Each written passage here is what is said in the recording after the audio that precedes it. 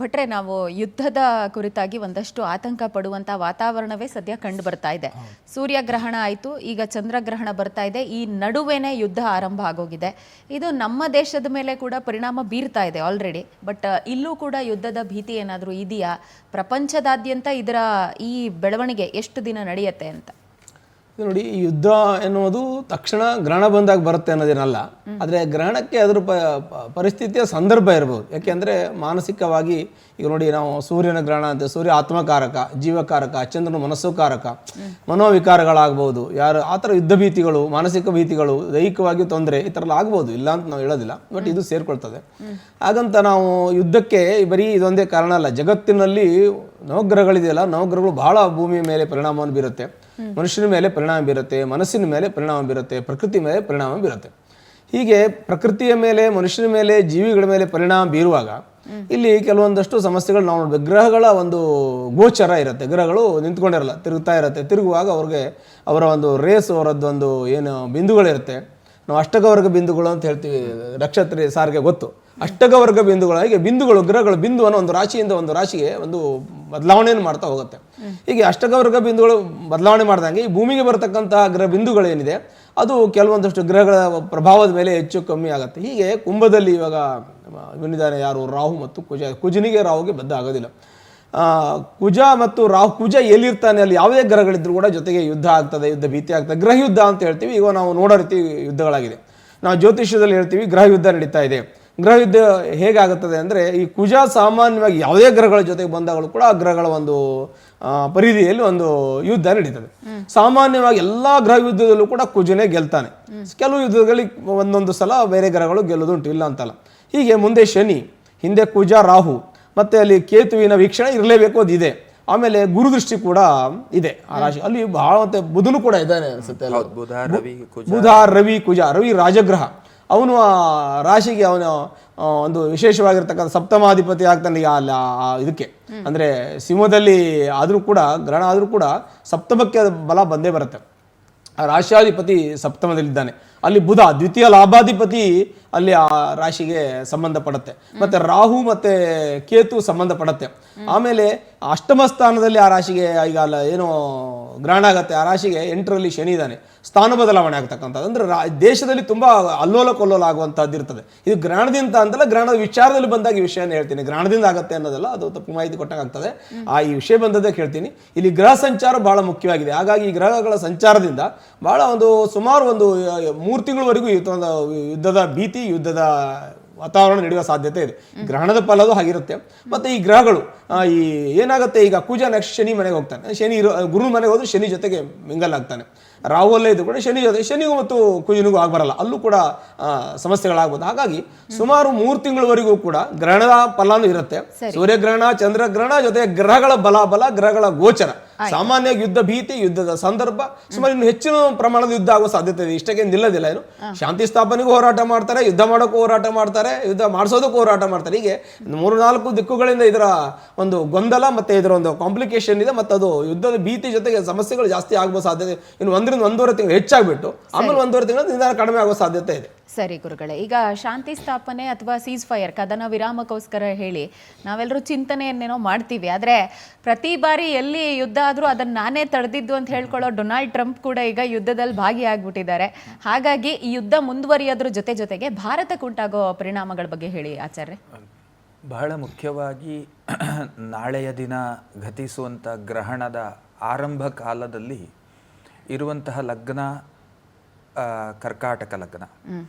ಚರಂ ಏಕಾದಶ ಪ್ರೋಕ್ತಂ ಸ್ಥಿರೇಶು ನವಪಂಚಕೈ ಉಭಯೋ ಸಪ್ತಮಂ ಚೈವ ಬಾಧಕಂತು ಪ್ರಕೀರ್ತಿತ. ದ್ವಿತೀಯಾಧಿಪತಿ ಅಷ್ಟಮದಲ್ಲಿರುವಂಥದ್ದು, ಹಾಗೆ ಸಪ್ತಮ ಮತ್ತು ಅಷ್ಟಮಾಧಿಪತಿ ನವಮದಲ್ಲಿರುವಂಥದ್ದು. ಅಷ್ಟಮದಲ್ಲಿ ಕರ್ಮಾಧಿಪತಿ ಮತ್ತು ಪಂಚಮಾಧಿಪತಿ ಕುಜ ಅಷ್ಟಮದಲ್ಲಿರುವಂಥದ್ದು. ದ್ವಿತೀಯಾಧಿಪತಿ ದ್ವಾದಶಾಧಿಪತಿಯಾದಂಥ ಬುಧ ಅಷ್ಟಮದಲ್ಲಿರುವಂಥದ್ದು.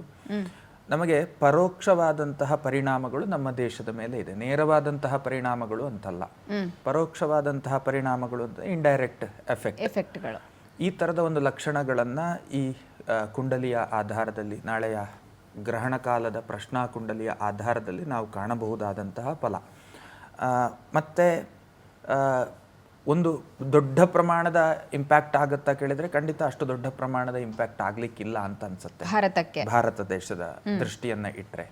ಆದರೆ ಜಾಗತಿಕವಾದಂತಹ ಒಂದು ಲಕ್ಷಣವನ್ನ ಗಮನಿಸಿದರೆ ಇಟ್ಸ್ ಬಿಗ್, ಅಂದ್ರೆ ಇದು ಬಹಳ ದೊಡ್ಡ ಆತಂಕವನ್ನ ಸೃಷ್ಟಿ ಮಾಡುವಂತಹ ಒಂದು ಸನ್ನಿವೇಶ ಈ ಸಂದರ್ಭದಲ್ಲಿ ನಿರ್ಮಾಣ ಆಗಿದೆ. ಇದು ಸ್ವಲ್ಪ ದಿವಸಗಳ ಕಾಲ ಮುಂದುವರೆದುಕೊಂಡು ಹೋಗ್ತಾ ಇರುತ್ತೆ. ಕಾರಣ ಜಾಗತಿಕವಾಗಿ ಬಲಾಢ್ಯ ದೇಶಗಳು ಅಂತ ಅನ್ನಿಸಿಕೊಂಡಂತಹ ದೇಶಗಳೇ ಈ ಒಂದು ಘಟನೆಗೆ ಕಾರಣೀಭೂತ ವ್ಯಕ್ತಿಗಳಾಗಿರೋದ್ರಿಂದ ಸೊ ಇಟ್ಸ್ ಜಾಗತಿಕವಾಗಿ ದೊಡ್ಡ ಮಟ್ಟದ ಪ್ರಭಾವವನ್ನು ಮತ್ತು ಆತಂಕವನ್ನು ಕಾಣುವಂತಹ ಲಕ್ಷಣಗಳು. ಬಟ್ ಭಾರತದ ಮೇಲೆ ಖಂಡಿತ ಬಹಳ ದೊಡ್ಡ ಪ್ರಮಾಣದ ಏನು ತೊಂದರೆಗಳನ್ನು ನಿರೀಕ್ಷೆ ಮಾಡುವ ಅವಶ್ಯಕತೆ ಇಲ್ಲ.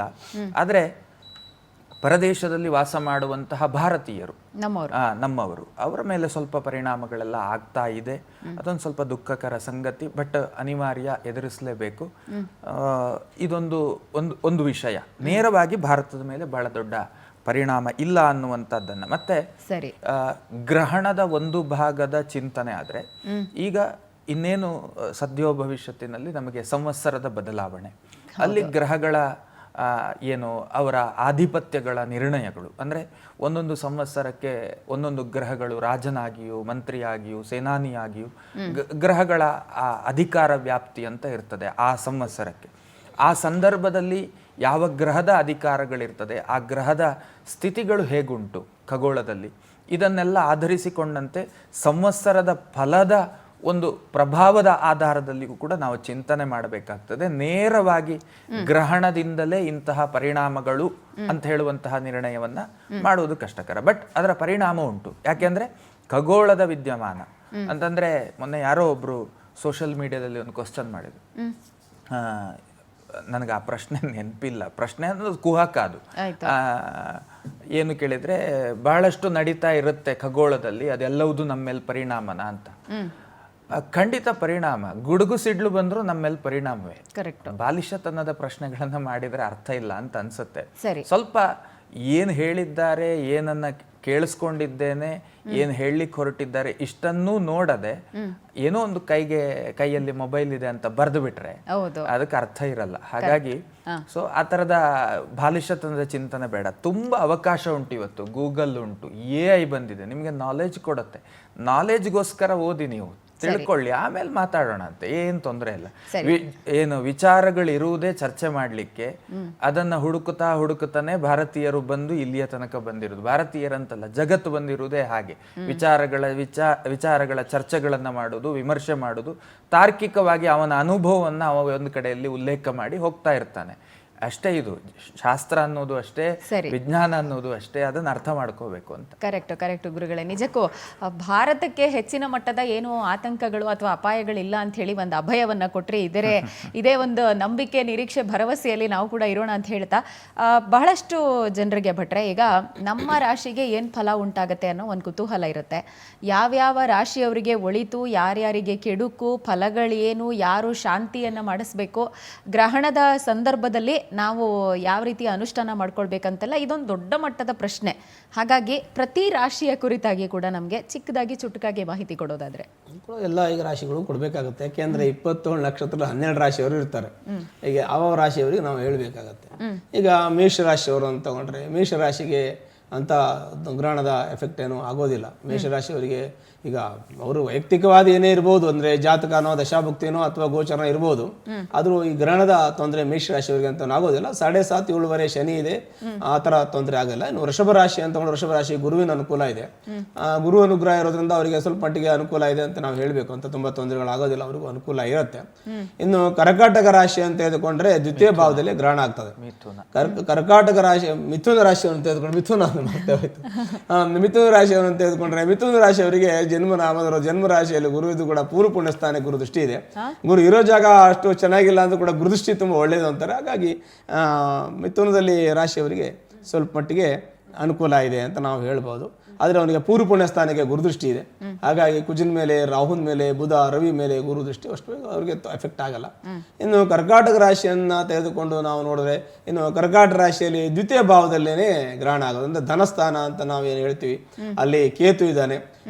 ಕೇತು ಮತ್ತೆ ಗ್ರಹಣ ಅದೇ ನಕ್ಷತ್ರದ ರಾಶಿಯಲ್ಲಿ ಆಗೋರೋದ್ರಿಂದ ಸ್ವಲ್ಪ ಮಟ್ಟಿಗೆ ಆರ್ಥಿಕ ನಷ್ಟ ಆಗೋದು, ಆರ್ಥಿಕ ಸಂಕಷ್ಟಕ್ಕೆ ಸಿಲುತಕ್ಕಂಥದ್ದು, ಮತ್ತು ವಾಕ್ಸ್ಥಾನ ಅಂತ ಹೇಳ್ತೀವಿ, ಮಾತಲ್ಲಿ ಏನಾದರೂ ತೊಂದರೆ ಆಗೋದು, ಯಾರಿಗಾರು ಗ್ಯಾರಂಟಿ ಹಾಕ್ಕೊಂಡು ಸ್ಯೂರಿಟಿ ಹಾಕ್ಕೊಂಡು ಆರ್ಥಿಕ ಸಂಕಷ್ಟವನ್ನು ಅನುಭವಿಸೋದು, ಮತ್ತು ವಾದ ವಿವಾದಗಳನ್ನು ಕೇತುಗೆ ತಲೆ ಇಲ್ಲ ಅಂತ ಹೇಳ್ತೀವಿ, ರಾಹು ತಲೆ ಕೇತು ಬಾಲ ಅಂತ ಹೇಳ್ತೀವಿ, ವ್ಯವಹಾರಿಕವಾಗಿ ನಾವು ಹೇಳ್ಬೇಕಂತಂದ್ರೆ. ಹಾಗಾಗಿ ಕೆಲವೊಂದಷ್ಟು ವಾದ ವಿವಾದಗಳು ಆಗ್ತಕ್ಕಂಥದ್ದು, ಅದರಿಂದ ಸ್ವಲ್ಪ ಮಟ್ಟಿಗೆ ಮಾನ ನಷ್ಟ ಆಗೋದು, ಧನ ನಷ್ಟ ಆಗೋದು, ಆರ್ಥಿಕ ನಷ್ಟ ಆಗೋದು, ಅದ್ರ ಜೊತೆಗೆ ಮಾನಸಿಕವಾಗಿ ಅಸಮಾಧಾನ ಆಗುವ ಸಾಧ್ಯತೆಗಳು ಈ ಕರ್ಕಾಟಕ ರಾಶಿಯಲ್ಲಿ ಆಗ್ತದೆ. ಇನ್ನು ಸಿಂಹರಾಶಿಯನ್ನು ತೆಗೆದುಕೊಂಡ್ರೆ ಸಿಂಹರಾಶಿಯಲ್ಲೇ ಗ್ರಹಣ ಸಂಭವಿಸೋದ್ರಿಂದ ಸಿಂಹರಾಶಿಯವರಿಗೆ ಸ್ವಲ್ಪ ತೊಂದರೆ ಇರ್ತದೆ. ಇದಕ್ಕೆಲ್ಲ ಪರಿಹಾರ ಆಮೇಲೆ ಒಂದೇ ಹೇಳ್ತೀನಿ ನಾನು, ತೊಂದರೆ ಇರೋರಿಗೆ. ಹಾಗೆ ಸಿಂಹರಾಶಿಯಲ್ಲೇ ಗ್ರಹಣ ಆಗಿರೋದ್ರಿಂದ ಸಿಂಹರಾಶಿಯವರಿಗೆ ಸ್ವಲ್ಪ ಆರೋಗ್ಯದಲ್ಲಿ ಏರ್ಪೇರಾಗ್ಬೋದು. ಅವರಿಗೆ ಶೀತ, ಪಿತ್ತ, ಕಫ ಇದರಿಂದ ಸ್ವಲ್ಪ ತೊಂದರೆ ಆಗ್ಬೋದು. ಇನ್ನು ಆ ರಾಶಿಯವರಿಗೆ ಅಷ್ಟಮದಲ್ಲಿ ಶನಿ ಇರೋದ್ರಿಂದ ಸ್ವಲ್ಪ ಅವರಿಗೆ ಚಿಕಿತ್ಸೆ, ಆರೋಗ್ಯ ಚಿಕಿತ್ಸೆ, ಈ ತ್ರಿದೋಷ ಅಂತ ಹೇಳ್ತೀವಿ, ಕಫ, ಪಿತ್ತ, ವಾತ, ಇದಕ್ಕೆ ಸಂಬಂಧಪಟ್ಟ, ಮತ್ತು ಜೊತೆಗೆ ಸ್ವಲ್ಪ ಬ್ಯಾಕ್ ಪೇಯ್ನ್ ಬರೋದು, ಮತ್ತು ಜಾಯಿಂಟ್ ಪೇಯ್ನ್ ಬರೋದು, ಈ ಥರ ಸಣ್ಣ ಪುಟ್ಟ ತೊಂದರೆಗಳು. ಮತ್ತು ಸ್ಥಾನ ಬದಲಾವಣೆ, ಈ ಗ್ರಹಣದ ಫಲದ ಪ್ರಕಾರ ಒಂದು 3 ತಿಂಗಳವರೆಗೆ ನಾವು ಇದನ್ನು ತಗೋಬೋದು, ಅಂದರೆ ಫಲ ಇಟ್ಕೋಬೋದು. ಸ್ಥಾನ ಬದಲಾವಣೆ ಅಂತಂದರೆ ಕೆಲಸ ಬದಲಾವಣೆ, ಮನೆ ಬದಲಾವಣೆ, ಈ ಥರದ್ದು ಬದಲಾವಣೆ ಆಗುವ ಸಾಧ್ಯತೆ ಇರ್ತದೆ. ಮತ್ತು ಆರೋಗ್ಯದ ಬದಲಾವಣೆ, ವ್ಯತ್ಯಾಸ ಆಗುವ ಸಾಧ್ಯತೆಗಳು ಕೂಡ ಈ ಒಂದು ಸಿಂಹರಾಶಿಗೆ ಇರುತ್ತೆ. ಮತ್ತು ದಾಂಪತ್ಯದಲ್ಲಿ ವಿರಸ, ಸಪ್ತಮ ಸ್ಥಾನ ಕೆಟ್ಟೋಗುತ್ತೆ ಈ ರಾಹು ಮತ್ತು ಕುಜ ಅಲ್ಲಿ ಇರೋದ್ರಿಂದ. ಅದು ತಾತ್ಕಾಲಿಕವಾಗಿ ಸಣ್ಣ ಪುಟ್ಟ ದಾಂಪತ್ಯದಲ್ಲಿ ಕಲಹ, ಮನಸ್ತಾಪ, ಅಸಮಾಧಾನ. ಆನಂತರದಲ್ಲಿ ಇನ್ನೊಂದು ಪಾರ್ಟ್ನರ್ ಬಿಸ್ನೆಸ್ ಮಾಡ್ತಾ ಇರ್ತಾರೆ, ಪಾರ್ಟ್ನರ್ಶಿಪ್ಪಲ್ಲಿ ಬಿಸ್ನೆಸ್ ಮಾಡೋರಿಗೂ ಸ್ವಲ್ಪ ಅಲ್ಲಿ ಅಸಮಾಧಾನ ಬರುವಂಥ ಸಾಧ್ಯತೆಗಳು ಸಪ್ತಮ ಮತ್ತು ಅಷ್ಟಮ ದೋಷದಿಂದ ಈ ಸಿಂಹರಾಶಿಯವರಿಗೆ, ಜೊತೆ ಗ್ರಹಣದ ದೋಷದಿಂದ ಕೂಡ ಅವರಿಗೆ ಆಗಬಹುದು ಅಂತ ನಾವು ಹೇಳ್ತೀವಿ.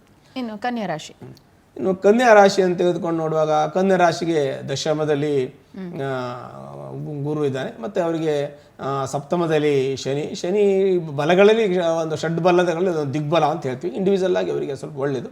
ಆದರೂ ಕೂಡ ಕೆಲವೊಂದಷ್ಟು ದಾಂಪತ್ಯ ಮತ್ತು ಪಾರ್ಟ್ನರ್ಶಿಪ್ ಬಿಸ್ನೆಸ್ಸು ಮತ್ತು ಕೆಲವೊಂದಷ್ಟು ಆರ್ಥಿಕವಾಗಿ ಸ್ವಲ್ಪ ನಿಧಾನ ಆಗೋದು, ಆರ್ಥಿಕ ಸಂಕಷ್ಟ ಸ್ವಲ್ಪ ಮಟ್ಟಿಗೆ ಬರೋದು. ಕೈಯಲ್ಲಿ ದುಡ್ಡು ಇಲ್ಲ ಅಂತಾರೆ, ದುಡ್ಡು ಎಲ್ಲರೂ ಮಾಡ್ತಾರೆ, ದುಡ್ಡು ಮಾಡದೇ ಇರೋರೇ ಇಲ್ಲ, ಎಲ್ಲರೂ ದುಡ್ಡು ಮಾಡ್ತಾರೆ, ದುಡ್ಡು ಕೈಯಲ್ಲಿ ಕೆಲವು ನಿಲ್ಲೋದಿಲ್ಲ ಅಂತ ಹೇಳ್ತಾರೆ, ಖಾಲಿ ಆಗತ್ತೆ ಅಂತ ಹೇಳ್ತಾರೆ. ಈಗ ಸಣ್ಣ ಪುಟ್ಟ ಸಮಸ್ಯೆಗಳು ಮಾನಸಿಕವಾಗಿರ್ತದೆ, ಕೆಲವು ಗೊಂದಲಗಳಿರ್ತದೆ, ಅದನ್ನು ಅವರು ಸರಿ ಮಾಡ್ಕೋಬೇಕು. ಅನಂತರದಲ್ಲಿ ಹತ್ತಿರದಲ್ಲಿ ಗುರು ಏನು ಕೆಟ್ಟದ್ದು ಮಾಡೋದಿಲ್ಲ, ಮತ್ತು ಷಷ್ಠದಲ್ಲಿ ರಾಹು ಮತ್ತು ವೇದದಲ್ಲಿ ಕೇತು, ಅಂಥ ತೊಂದರೆಗಳೇನು ಬರಲಿಕ್ಕಿಲ್ಲ. ಅವರಿಗೆ ಕೋರ್ಟು ಕಚೇರಿ, ವ್ಯಾಜ್ಯ, ಶತ್ರುಧ್ವಂಸ ಆಗ್ತದೆ. ಏಕೆಂದರೆ ಕನ್ಯಾ ರಾಶಿಯವರಿಗೆ 6ನೇ ಮನೆಯಲ್ಲಿ ಸ್ವಲ್ಪ ರವಿ ಇರೋದ್ರಿಂದ ತಾತ್ಕಾಲಿಕವಾಗಿ ಇರ್ತಕ್ಕಂಥ ಸಮಸ್ಯೆಗಳು ನಾವು ಹೇಳ್ತೀವಿ. ಇನ್ನು ತುಲಾರಾಶಿಯನ್ನು ನಾವು ತೆಗೆದುಕೊಂಡು ನೋಡುವಾಗ ತುಲಾರಾಶಿಗೆ ಅಂಥ ತೊಂದರೆ ಇಲ್ಲ. ತುಲಾರಾಶಿಗೆ ಗುರುದೃಷ್ಟಿ ಇದೆ. ನಾವು ವಿಶೇಷವಾಗಿ ಗುರುವನ್ನು ನಾವು ಪೂಜಿಸ್ತಕ್ಕಂಥವ್ರು, ಗುರುವಿನ ಆರಾಧನೆ ಮಾಡ್ತಕ್ಕಂಥವ್ರು, ಗುರು ಒಂದು ಪುಣ್ಯದ ಫಲವನ್ನು ಕೊಡ್ತಾನೆ ಅಂತ ಹೇಳ್ತೀವಿ ನಾವು.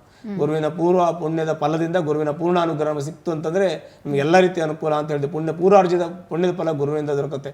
ಕರ್ಮದ ಫಲ ಏನಿದೆ ನಮಗೆ ಶನಿಯಿಂದ ದೊರಕುತ್ತೆ. ಪೂರ್ವಾರ್ಜಿತ ಕರ್ಮ ಏನಿದೆ, ಪಿತೃಪಿತಾಮಹ ಮುಂದೆ ಹಿಂದಿನ 7 ತಲೆಮಾರನ ಪೂರ್ವಾರ್ಜಿತವಾದ ಕರ್ಮದ ಫಲ ಇರಲಿ, ಪುಣ್ಯದ ಫಲ ಇರಲಿ, ಅದು ಕೂಡ ನಮಗೆ ರಾಹುಕೇತುವಿನ ಚಿಂತನೆ ಮಾಡಬೇಕು ಅಂತ ಹೇಳ್ತೀವಿ.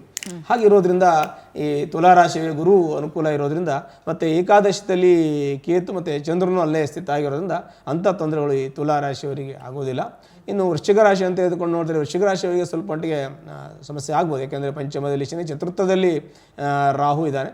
ಇವರು ಕೂಡ ಕೇತು ಚಂದ್ರರು ಕೂಡ ಅವರು ಕೆಲಸ ಅಡಚಣೆ ಮಾಡ್ತಾರೆ. ಉದ್ಯೋಗ ಕ್ಷೇತ್ರದಲ್ಲಿ ಅವರು ಇರೋದ್ರಿಂದ ಉದ್ಯೋಗದಲ್ಲಿ ಸ್ವಲ್ಪ ಅಡಚಣೆ ಮಾಡೋದು, ಮತ್ತು ಸ್ಥಾನ ಬದಲಾವಣೆ ಆಗೋದು, ಸ್ವಲ್ಪ ನಿಧಾನ ಕೆಲಸಗಳಾಗೋದು, ಆರ್ಥಿಕ ಸಂಕಷ್ಟ ಬರತಕ್ಕಂಥದ್ದು.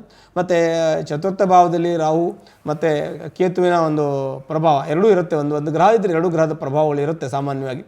ಹಾಗಾಗಿ ಅಲ್ಲಿ ಅವರಿಗೆ ಚತುರ್ಥ ಭಾವ ಸುಖ ಸ್ಥಾನ ಅಂತೇಳಿ, ತಂದೆ ಸುಖ, ತಾಯಿ ಸುಖ, ದಾಂಪತ್ಯ ಸುಖ, ವಾಹನ ಸುಖ, ಹೀಗೆ ಸುಖಕ್ಕೆ ಸಂಬಂಧಪಟ್ಟಂತೆ ಸ್ವಲ್ಪ ಅಡಚಣೆ ಆಗುತ್ತೆ. ಈಗ ವಾಹನದಿಂದ ಸ್ವಲ್ಪ ಹುಷಾರಾಗಿರಬೇಕು. ಜೊತೆಯಲ್ಲಿ ರಾವಿದು ಅನ್ಎಕ್ಸ್ಪೆಕ್ಟೆಡ್ ಏನೋ ಸಣ್ಣಪಟ್ಟ ತೊಂದರೆಗಳಾಗೋದು, ವಾಹನ ಅಪಘಾತದ ಭಯ, ಮತ್ತು ತಾಯಿ ಆರೋಗ್ಯದಲ್ಲಿ ತೊಂದರೆ, ಮತ್ತು ಮನೆ ಕಟ್ತಾ ಇದ್ರೆ ಅದು ನಿಧಾನ ಆಗ್ತಕ್ಕಂಥದ್ದು, ಮತ್ತು ಕೆಲವೊಂದಷ್ಟು ಆಸ್ತಿ ವಿಚಾರದ ಸಣ್ಣ ಪುಟ್ಟ ಗೊಂದಲ ಆಗುವ ಸಾಧ್ಯತೆಗಳು ಈ ಒಂದು ವೃಶ್ಚಿಕ ರಾಶಿಯವರಿಗೆ ಇರುತ್ತೆ. ರಾಜಕೀಯ ವ್ಯಕ್ತಿಗಳಾಗಿದ್ದು ವೃಶ್ಚಿಕ ರಾಶಿಯವರು ಸ್ವಲ್ಪ ಮಟ್ಟಿಗೆ ಅವರು ಶಾಂತಿ ಪರಿಹಾರಗಳನ್ನು ಮಾಡ್ಕೋಬೇಕಾಗುತ್ತೆ. ಪಂಚಮದಲ್ಲಿ ಶನಿ ಗೋಚರ ಕೂಡ ಇರುತ್ತೆ. ಹಾಗಾಗಿ ಪಂಚಮದ ಶನಿ ಕೂಡ ಕುಟುಂಬದಲ್ಲಿ ಸ್ವಲ್ಪ ಅಡಚಣೆಯನ್ನು ಮಾಡ್ತಾನೆ, ಅವರ ಎಫೆಕ್ಟು ಇರುತ್ತೆ. ಮತ್ತು ಗುರುವಿನ ಪೂರ್ಣ ಅನುಗ್ರಹ ಒಂದು ವೃಶ್ಚಿಕ ರಾಶಿಗೆ ಅಷ್ಟು ಇಲ್ಲ, ಸ್ವಲ್ಪ ಒಂದು ದುಸ್ಥಾನದಲ್ಲಿರೋದಂದರೆ 8ನೇ ಮನೆಯಲ್ಲಿ ಸ್ವಲ್ಪ ತೊಂದರೆ ಆಗ್ತದೆ. ಇನ್ನು ಧನುರಾಶಿಯನ್ನು ನಾವು ಚಿಂತನೆ ಮಾಡುವಾಗ ಧನುರಾಶಿಗೆ ವಿಕ್ರಮ ಸ್ಥಾನದಲ್ಲಿ ರಾಹು ಇದ್ದಾನೆ, ಚತುರ್ಥದಲ್ಲಿ ಶನಿ, ಹೀಗಾಗಿ ಸ್ವಲ್ಪ ಮಂದ, ಎಲ್ಲ ನಿಧಾನ. ಮತ್ತು ಧನುರಾಶಿಯವರಿಗೆ ಗುರುವಿನ ಪೂರ್ಣ ಅನುಗ್ರಹ ಇದೆ. ಸಪ್ತಮದಲ್ಲಿ ಗುರು ನೇರ ದೃಷ್ಟಿ ಇದೆ, ಗುರುವಿನ ಪೂರ್ಣಾನುಗ್ರಹ ಮತ್ತು ಚತುರ್ಥಾಧಿಪತಿ ರಾಶ್ಯಾಧಿಪತಿ ಆಗಿರತಕ್ಕಂಥ ಗುರು ಶುಭಫಲವನ್ನೇ ಕೊಡ್ತಾನೆ, ಕೆಟ್ಟದ್ದು ಮಾಡೋದಿಲ್ಲ. ಗುರುವಿನ ಎಷ್ಟೇ ಫಲ ಇದ್ದರೂ ಕೂಡ ಬೇರೆ ಗ್ರಹಗಳು ಕೂಡ ಅದರ ಫಲವನ್ನು ಕೊಡ್ತದೆ. ಯಾಕೆಂದರೆ ಗುರು ಒಬ್ಬನೇ ಮುಖ್ಯ ಅಂತಲ್ಲ, ಎಲ್ಲ ಗ್ರಹಗಳು ಮುಖ್ಯ. ಆದರೆ ಗುರು ಶುಭಫಲವನ್ನು ಕೊಡೋದನ್ನು ಹೆಚ್ಚು ನಾವು ಚಿಂತನೆಯನ್ನು ಮಾಡಬೇಕಾಗಿದೆ. ಮತ್ತು ನೈಸರ್ಗಿಕ ಪಾಪಗ್ರಹಗಳು, ನೈಸರ್ಗಿಕ ಶುಭ ಗ್ರಹಗಳು ಅಂತ ನಾವೇನು ಹೇಳ್ತೀವಿ, ಎಲ್ಲ ಗ್ರಹಗಳು ಒಳ್ಳೆಯದು ಮಾಡುತ್ತೆ, ಕೆಟ್ಟದ್ದು ಮಾಡುತ್ತೆ. ಆದರೆ ಚಿಂತನೆ ಮಾಡುವಾಗ ಅವರ ಸ್ಥಾನದ ಬಲ ಮತ್ತು ಕೆಲವೊಂದಷ್ಟು ಅವರ ಮಾಡ್ತಕ್ಕಂಥ ಫಲಗಳನ್ನು ನಾವು ಅವ್ರು ಯಾರ್ಯಾರು ಯಾವ ಕಾರಣಕ್ಕೆ ಯಾವ ಗ್ರಹಗಳು ಕರ್ತೃಗಳು, ಯಾವ ಗ್ರಹಗಳು ಯಾವ ರೀತಿಯಾಗಿರ್ತಕ್ಕಂಥ ಫಲವನ್ನು ಚಿಂತನೆ ಮಾಡಬೇಕು ಅನ್ನುವಂಥದ್ದೇ. ಹಾಗೆ ಒಂದೊಂದು ಗ್ರಹಗಳು 150 ರೀತಿಯ ಫಲವನ್ನು ಒಂದು ಮನುಷ್ಯನ ಮೇಲೆ ಪರಿಣಾಮ ಬೀರುತ್ತೆ. ಹೀಗೆ 9 ಗ್ರಹಗಳು ಒಂದೊಂದು ಗ್ರಹಗಳು 150 ರೀತಿಯ ಪರಿಣಾಮ ಬೀರುತ್ತೆ. ಯಾಕೆಂದರೆ ಒಂದೊಂದು ವಯಸ್ಸಿನಲ್ಲಿ ಒಂದೊಂದು ರೀತಿಯ ಫಲವನ್ನು ಕೊಡುತ್ತೆ. ಈಗ ವಯಸ್ಸಾದವರಿಗೆ ಗುರುಬಲ ಬಂದರೆ ಅವರಿಗೆ ಆರೋಗ್ಯ ಚೆನ್ನಾಗಿರುತ್ತೆ ಅಂತ ಹೇಳ್ತೀವಿ. ಮಕ್ಕಳಿಗೆ ಗುರುಬಲ ಬಂದರೆ ನಾವು ವಿದ್ಯಾಭ್ಯಾಸ ಚೆನ್ನಾಗಿರುತ್ತೆ ಅಂತ ಹೇಳ್ತೀವಿ. ಒಂದು 25 ವರ್ಷ ಗುರುಬಲ ಬಂದು ಮದುವೆ ಆಗುತ್ತೆ ಅಂತ ಹೇಳ್ತೀವಿ. ಮದುವೆ ಆದರೂ ಗುರುಬಲ ಬಂದು ದಾಂಪತ್ಯ ಚೆನ್ನಾಗಿದೆ ಅಂತ ಹೇಳ್ತೀವಿ. ಈ ರೀತಿಯಾಗಿ ಗ್ರಹಗಳನ್ನು ನಾವು ಚಿಂತನೆ ಮಾಡಬೇಕೇ ಹೊರತು ಯಾವುದೇ ಒಂದು ದೃಷ್ಟಿಯಿಂದ ನಾವು ಗ್ರಹಗಳನ್ನು ಚಿಂತನೆ ಮಾಡಲಿಕ್ಕೆ ಆಗೋದಿಲ್ಲ. ಹಾಗಾಗಿ ಧನುರಾಶಿಯವರಿಗೆ ಗುರುದೃಷ್ಟಿ ಇರುತ್ತೆ. ಮತ್ತು ಬಟ್ ಅವರಿಗೆ ಅನುಕೂಲ ಇದೆ. ಮತ್ತು ಆಸ್ತಿ ವಿಚಾರ ಸ್ವಲ್ಪ ಕೋರ್ಟು ಕಚೇರಿ ವ್ಯಾಜ್ಯ ಸಂದರ್ಭಗಳು ಈ ಒಂದು 3 ತಿಂಗಳ ಅವಧಿಯಲ್ಲಿ ಬಂದರೆ ಬರುವಂಥ ಸಾಧ್ಯತೆ ಇರುತ್ತೆ. ಅದಕ್ಕೆ ಅವರು ಜಾಗ್ರತೆ, ಎಲ್ಲದಕ್ಕೂ ನಾವೇನು ಜಾಸ್ತಿ ಜಾಗ್ರತೆ, ಎಲ್ಲದಕ್ಕೂ ಜಾಗ್ರತೆ ಮೂಲ ಕಾರಣ. ಮತ್ತು ಕುಳಿತು ಮಾತಾಡೋದು, ತಾಳ್ಮೆ ಭಾಳ ಮುಖ್ಯವಾಗಿರುತ್ತೆ. ಇನ್ನು ಮಕರ ರಾಶಿ ಅಂತ ತೆಗೆದುಕೊಂಡ್ರೆ, ಮಕರ ರಾಶಿಯಲ್ಲಿ ದ್ವಿತೀಯದಲ್ಲಿ ರಾಹುವಿನ ಸಂಚಾರ, ಮತ್ತು ರವಿಯ ಸಂಚಾರ, ಬುಧನ ಸಂಚಾರ, ತೃತೀಯದಲ್ಲಿ ಶನಿಯ ಸಂಚಾರ, ಅಷ್ಟಮದಲ್ಲಿ ಕೇತುವಿನ ಸಂಚಾರ, ಹೀಗೆ ಸ್ಥಾನ ಬದಲಾವಣೆ ಆಗೋದು, ಕೆಲವೊಂದಷ್ಟು ಆರೋಗ್ಯ ವ್ಯತ್ಯಾಸ ಆಗೋದು, ವಿಪರೀತ ತಲೆನೋವು ಬರೋದು, ಮೈಗ್ರೇನ್ ಬರೋದು, ಕತ್ತು ನೋವು ಬರೋದು, ಸೊಂಟ ನೋವು ಬರೋದು, ಈ ಜಾಡ್ಯಸ್ವ ಅಂತ ಹೇಳ್ತೀವಿ, ಸೋಮಾರಿತನ ಬರೋದು, ಇವೆಲ್ಲ ಆಗುವ ಸಾಧ್ಯತೆಗಳಿರುತ್ತೆ. ಹಣಕಾಸಿನ ತೊಂದರೆಗಳು ಬರುವಂಥ ಸಾಧ್ಯತೆ ಇದೆ. ಏಕೆಂದರೆ ಅದರ ಹಣಕಾಸಿನ ಈ ಮನೆಗಳತನ ಆಗೋದು, ವಾಹನ ಅಪಘಾತ ಆಗೋದು, ಕೆಲವೊಂದಷ್ಟು ಕಳ್ತನ ಆಗೋದಲ್ಲ, ಈ ದ್ವಿತೀಯ ಭಾವದ ದುಡ್ಡು ಕಳ್ತನ ಆಗೋದು. ಯಾಕೆಂತಂದ್ರೆ ಯಾರಿಗಾರು ಕೊಟ್ಬಿಟ್ಟು ವಾಪಸ್ ಬರದೇ ಇರೋದು, ಈ ಥರ ಎರಡರಲ್ಲಿ ರಾಹು ಇದ್ದಾಗ ಆರ್ಥಿಕ ಸ್ವಲ್ಪ ನಷ್ಟ ಆಗುವ ಸಾಧ್ಯತೆ. ಎಲ್ಲದಕ್ಕೂ ಭದ್ರತೆ, ಜಾಗ್ರತೆ, ತಾಳ್ಮೆ ಇದನ್ನು ಮುಖ್ಯವಾಗಿ ವಹಿಸಬೇಕಾಗತ್ತೆ. ಮತ್ತು ಎರಡರಲ್ಲಿ ರವಿ ಇರೋದ್ರಿಂದ ಶೀಘ್ರ ಕೋಪ ಬರತಕ್ಕಂಥದ್ದು, ನೇರವಾದ ನಡೆ ನುಡಿ ಮಾತುಗಳನ್ನ ಆಡ್ತಕ್ಕಂಥದ್ದು, ನನಗೂ ಸ್ವಲ್ಪ ಮಟ್ಟಿಗೆ ಅಸಮಾಧಾನ ಆಗೋದು, ಭಿನ್ನಾಭಿಪ್ರಾಯಗಳು ಬರುವಂತಹ ಸಾಧ್ಯತೆಗಳು ಕೂಡ ಈ ಒಂದು ಮಕರ ರಾಶಿಯಾಗಿರುತ್ತೆ. ಇನ್ನು ಕುಂಭರಾಶಿಯನ್ನು ಚಿಂತನೆ ಮಾಡಿದರೆ, ಕುಂಭದಲ್ಲಿ ರಾಹು ಇದ್ದಾನೆ, ಮತ್ತು ಅವನು ಮಾನಸಿಕವಾಗಿ ತುಂಬ ಒತ್ತಡವನ್ನು ಕೊಡ್ತಾನೆ.